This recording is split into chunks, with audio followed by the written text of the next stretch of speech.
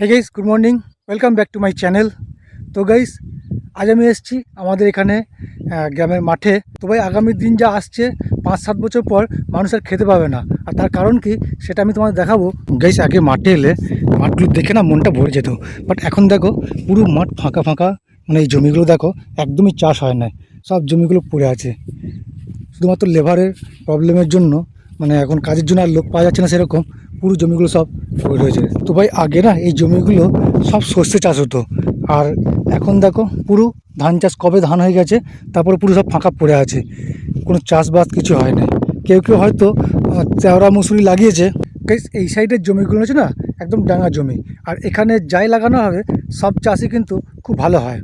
কেউ কেউ হয়তো তেওড়া মুসুরি লাগিয়েছে, বাট আবার দেখো পাশের জমিগুলো সব পড়ে আছে।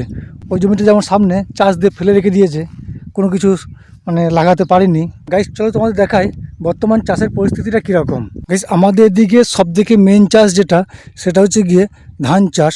আর ধান চাষে গোটা মাঠ ঘুরে এসে তুমি দেখতে পারো, এদিক দিয়ে কোনো জায়গায় কোথাও ধান চাষ দেখতে পাবে না। বাট শুধুমাত্র এই একটা জমি আর এই একটা জমি, এই দুটো জমিতে মাত্র ধান চাষ হয়েছে। বাকি আর কোনো জমিতে এখনো পর্যন্ত ধান চাষ হয়নি। কারো ছোলা লাগানো আছে, কারো মুসুরি লাগানো আছে। তোমরাই বলো, এই পুরো গ্রীষ্ম চাষ যদি মাত্র দুজন করে গোটা মাঠের, তাহলে আগামী দিনে কি পরিস্থিতি আসছে। এই দুজন যে করেছে, এদের নিজস্ব সাবমার্সিবল আছে, সাবমার্সিবল থেকে জল পাচ্ছে, এবং ওদের যে লেবারটা সেটা ওরা নিজেদের, মানে কিছু লেবার লোক আছে যেগুলো ওরা নিজেরা মানে 12 মাসই কাজ করে, তাদের দিয়ে এরা চাষবাসটা করাতে পারে। আর বাকি জমি যেগুলো দেখছো, এইগুলোতে কোনো লেবারের জন্যই চাষগুলো করতে পারে না। গাইস, একটা জিনিস ভেবে খুব খারাপ লাগে, এই যে জমিটা দেখছো, এই জমিটা হচ্ছে কি কৃষকের, যে চাষ দিয়েছে চাষের যে খরচা সেটাও কৃষকের করতে হয়েছে। এখানে যে বীজ বুনবে সেই বীজটাও কৃষকের, গরমের যে মানে মাথা থেকে পা পর্যন্ত যে ঘাম ঝরে সেটাও কৃষকের। কিন্তু দুঃখের বিষয় কি, এই ফসল ওঠার পর যে দাম নির্ধারণ হবে সেটা কোনো ব্যবসাদাররা ঠিক করে। চাষিরা ঠিক নির্দিষ্ট দাম পায় না বলে না, মানে চাষের প্রতি আস্তে আস্তে মানুষের এনার্জিটাও কমে যাচ্ছে। গাইজ, এই শস্যের জমিটা দেখে না একটা কথা মনে পড়ে গেল। আজ থেকে 15-20 দিন আগেও এই জমিগুলো সর্ষের ফুলে ভর্তি ছিল, আর আজকে দেখো একদম মানে সর্ষে ফুলগুলো সব ঝরে গেছে, ফল হয়ে গেছে। মানে যে সমস্ত ফটোপ্রেমীরা আছে, যারা মোবাইলে সেলফি তুলতো, তারা যে সর্ষে ফুলে যে সেলফি তুলতো, আবার তাদেরকে 1 বছর ওয়েট করতে হবে, তারপরে আবার তারা সর্ষের জমি মানে ফুলের সেলফি দিতে পারবে। গাইজ, মাঠের পরিস্থিতি যদি এরকম হয় তাহলে সাধারণ মানুষ কী করে বেঁচে থাকবে। গাইজ, আপনি সিগারেট কোম্পানিকে দেখুন, সে কোটিপতি। মোবাইল কোম্পানিকে দেখুন, সেও কোটিপতি।